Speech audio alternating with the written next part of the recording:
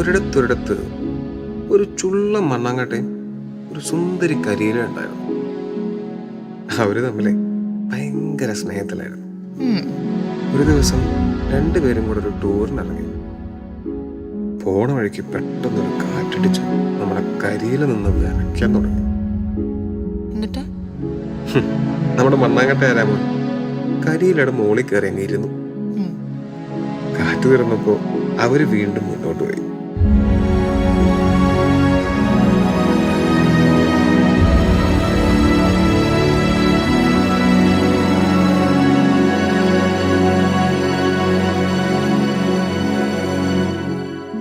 കുറച്ചു ദൂരം ചെന്നപ്പോ മണ്ണാങ്കട്ടയ്ക്കിട്ടൊരു കിടിലം പണി.